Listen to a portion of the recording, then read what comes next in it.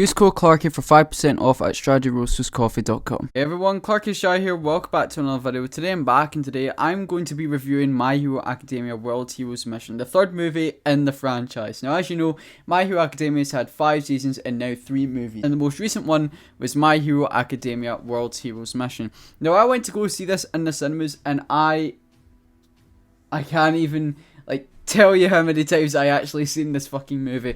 When I first saw this movie, when I heard it was going to be announced, I was like, how the fuck are they going to top Heroes Rising? Because Heroes Rising was really good. The ending, it could have done a bit better, but the actual movie as a whole, with Deku and Bakugo working together, Bakugo having the power of one for all, for temporarily uses, it was actually crazy. Good story, good villains, all the 1A cast popping off, it is awesome.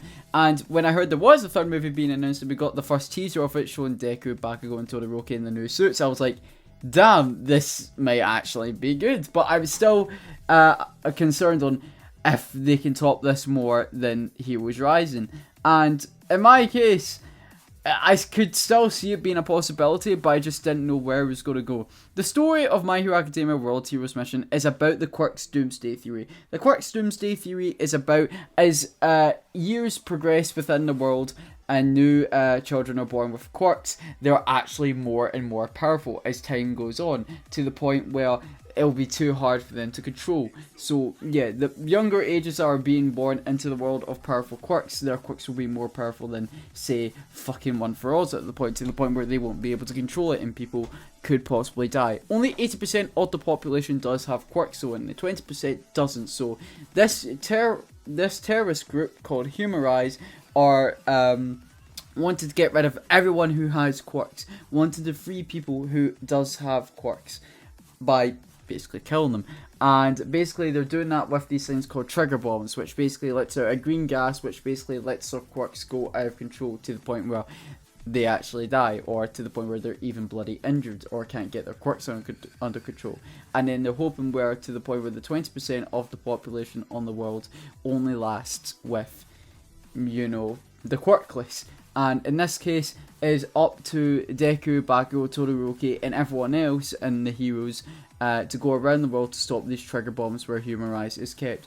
In this case, Deku, Bakugo, and Todoroki are with Endeavor, as this movie is canon, by the way. This does take place during the Endeavor Agency, and basically they're working with them to stop these bombs. And in the first hour of the movie, we see that they go to Otheon, whereas Ochako and the rest, they go to France. Hawks and Tokiyami, they go to America, and then Kaminari and Sero, they go to Egypt, literally around the world. But this does mainly focus on Deku and the new character that has been introduced in the story called Rhodey. And by the way, this movie was the highest selling movie out of the 3, and I still find that really surprising. But we'll get into that in a sec. And another thing, Rhodey, a person that's not even introduced into a manga yet, but is introduced into the movie, is the number 7 spot for the top 10 best characters in My Hero Academia, which is completely nuts, by the way.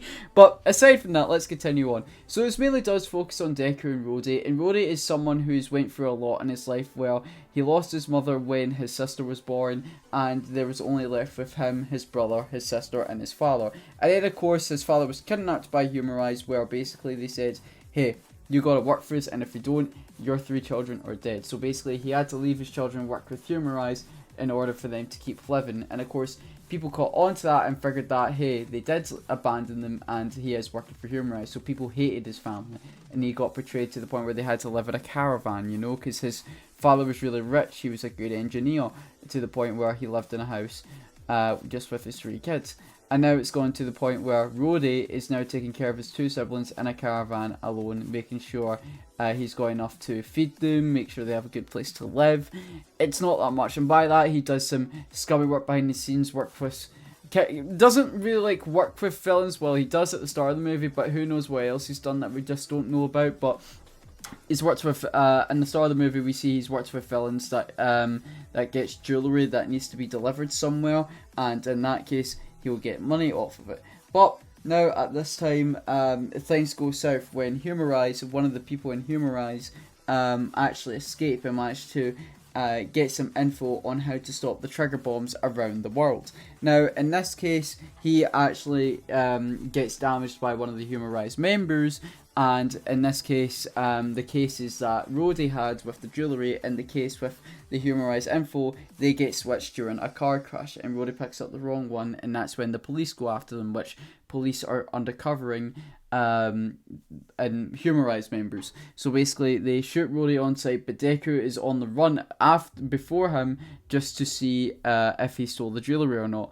But of course, he started to see him sweat when he realised the jewellery wasn't in the suitcase, and of course, he started to wonder where it went. So Rhodey walks off, and Deku was worried about him, so he asked Went to see if he's alright. But as soon as that happens, police start shooting at Rhodey, and Deku saves him, and of course, at that point, Deku was framed for helping Rhodey by wanting mass murderers, which he didn't actually do. So he had to stay on quiet and decided to live on the Outlands. And of course, as time went on, Rhodey just kept getting worried about his brother and sister. And that's basically, I don't want to get into too heavy spoilers, but the main movie is focused on Deku and Rhodey working together, and then eventually Todoroki and Bakugo meet up with them future in the movie. And then after that, they focus on taking down the main villain of the movie called Fleck Turn. And then along with the other sidekicks that work along with him, which Bakugo and Todoroki take care of, while Midoriya and Rhodey work together to stop the trigger bombs and take care of Fleck Turn. Now, let's talk about Fleck Turn here, because he is actually a really badass villain in my opinion. I get his whole backstory on why he's doing it, because he had a quirk, his parents left him, his friends left him, his lover left him. It's like, a lot of people hate him for who he is, because he reflects everything that he comes in contact with, and he doesn't want anyone with a quirk to go through the same way. That's why he wants to do this. So he works with quirkless people, and he works with people who has quirks who don't want quirks at all. So that's what happens, and that's why he's doing it. But his quirk is actually amazing, for combat wise and stuff. We see how he basically does a full counter 24/7 with Meliodas from Seven Deadly Sins. But in this case, he has a limit. He can't keep doing it constantly, which gives Deku the upper hand. But in this case, as a whole, I definitely do think Fleck Turn is an interesting villain. I just wish we did see more of him, but when I think about it, how would we see more of him? I wish we saw more of his past, more scenes of his past, instead of just him reaching out a hand of his parents, just leaving him, and then the same goes for his friends and his lover. It's like, I wish we could have seen a bit more, but when I think about it, how else could we have seen more?